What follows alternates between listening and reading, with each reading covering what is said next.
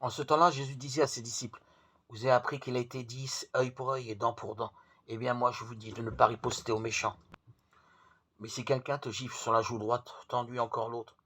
Et si quelqu'un veut te poursuivre en justice et prendre ta tunique, laisse-lui encore ton manteau.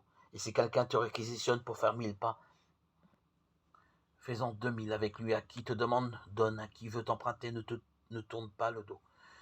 Vous avez appris qu'il a été dit, tu aimeras ton prochain et tu aimeras ton ennemi. Eh bien, moi, je vous dis, aimez vos ennemis et priez pour ceux qui vous persécutent, afin d'être vraiment les fils de votre Père qui est aux cieux. Car il fait lever son soleil sur les méchants et sur les bons. Il fait tomber la pluie sur les justes et sur les injustes. En effet, si vous aimez ceux qui vous aiment, quelle récompense méritez-vous? Les publicains eux-mêmes n'en font-ils pas autant? Et vous ne saluez que vos frères, que faites-vous d'extraordinaire? Les païens eux-mêmes n'en font-ils pas autant? Vous donc, vous serez parfaits comme votre Père Céleste est parfait.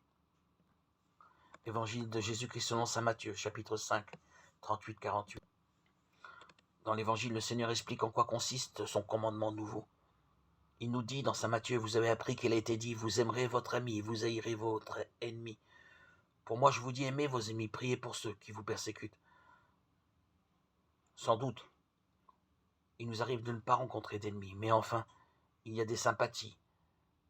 On se sent attiré vers telle personne ou telle autre. Ou pas du tout. Ferons-nous l'effort d'un long détour pour éviter de le rencontrer ou de la rencontrer? Ainsi, sans même le savoir, inconsciemment, cette personne devient pour nous un sujet de persécution. Eh bien, Jésus me dit que cette personne, il faut l'aimer, qu'il faut prier pour elle. Quand même, sa conduite me porterait à croire qu'elle ne m'aime pas. Si vous aimez ceux qui vous aiment, quel gré vous en saura-t-on? Car les pécheurs aiment aussi ceux qui les aiment, Luc 6, 32. Et ce n'est pas assez d'aimer, il faut le prouver. On est naturellement heureux de faire un présent à un ami, on aime surtout à faire des surprises.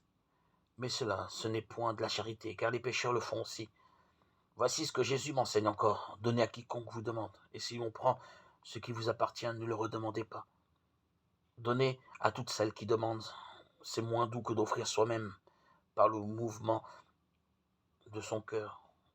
Encore, lorsqu'on demande gentiment, cela ne coûte pas de donner, mais si par malheur on n'use pas de paroles assez délicates, aussitôt l'âme se révolte si elle n'est pas affermie sur la charité. Elle trouve 1000 raisons pour refuser ce qu'on lui demande. Et ce n'est qu'après avoir convaincu le demandeur ou la demandeuse de son indélicatesse qu'elle lui donne enfin par grâce ce qu'elle réclame ou qu'elle lui rend un léger service qui aurait demandé 20 fois moins de temps à remplir qu'il n'en a fallu pour faire valoir des droits imaginaires.